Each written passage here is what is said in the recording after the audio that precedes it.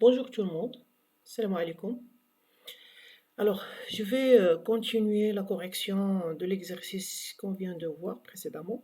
Et maintenant, j'ai tracé les différents cas d'utilisation que nous avons trouvés et j'ai laissé quelques notes ici pour vous dire que nous avons regroupé des éléments à l'intérieur d'un seul élément. Mais commençons toujours par le plus facile. Alors je voudrais commencer par, mais je commence toujours par le plus facile pour laisser les choses qu'on doit discuter sur un temps un peu plus élargi après. Alors commençons par exemple par le formateur. Le formateur, si vous vous rappelez, c'était très simple. Ils nous ont dit à la fin de l'exercice, un formateur peut consulter la liste de ses stagiaires comme il peut indiquer les cours qu'il peut dispenser. Simplement. D'accord? Alors, on sait très bien que c'est l'administrateur qui peut annuler un cours. Si vous vous rappelez, nous avons dit un cours, il peut être annulé s'il contient moins de 3 personnes, donc s'il n'y a pas assez de personnes pour le maintenir. Et c'est lui aussi qui va valider, les inscriptions. D'accord? Où est-ce que vous pouvez voir ça? Alors, vous pouvez voir ça vous pouvez voir ça ici, d'accord? Alors regardez là maintenant quand on vous dit, voilà déjà, les formateurs devront pouvoir accéder au système de révision pour indiquer les cours qu'ils peuvent dispenser et ils devront aussi être capables de voir les stagiaires, tout simplement, d'accord?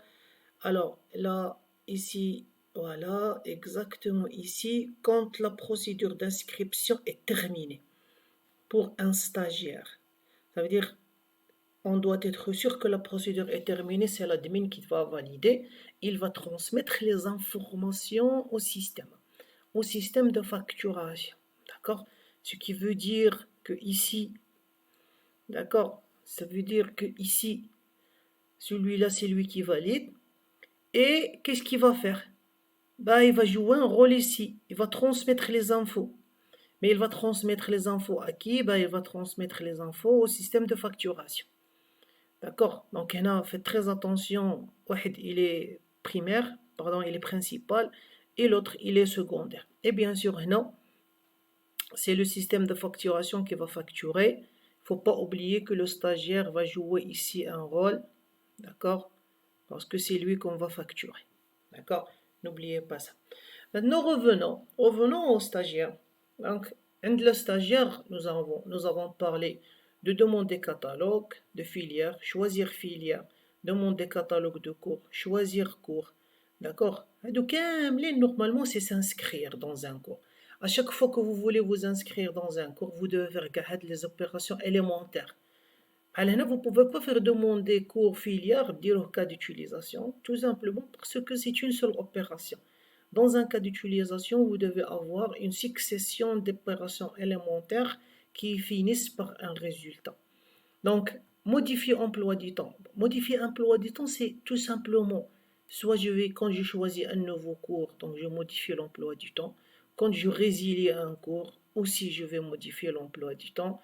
Donc l'emploi du temps, donc ce n'est pas un cas d'utilisation réel parce que à ce moment-là, on parle soit de s'inscrire, soit de résilier. Donc un stagiaire, il peut s'inscrire et il peut résilier. À ce moment-là, vous faites ceci, d'accord?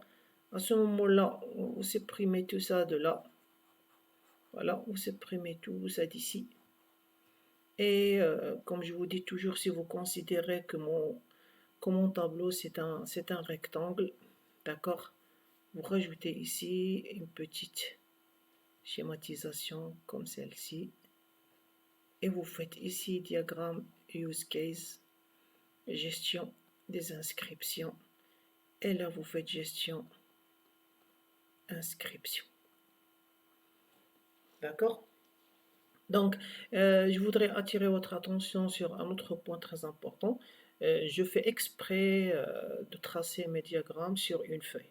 Je veux que vous vous habituiez à travailler avec votre feuille et votre stylo.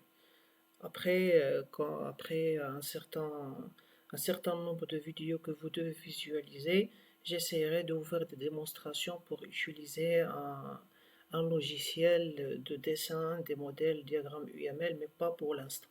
D'accord, on travaillera avec Stripe UML ou Enterprise Architect. D'accord, mais pour l'instant, vous devez obligatoirement dessiner vos diagrammes à la main et au stylo pour vous habituer à travailler et à réfléchir. Je vous remercie infiniment pour votre patience et on se voit dans la prochaine vidéo concernant les diagrammes d'interaction. Merci beaucoup.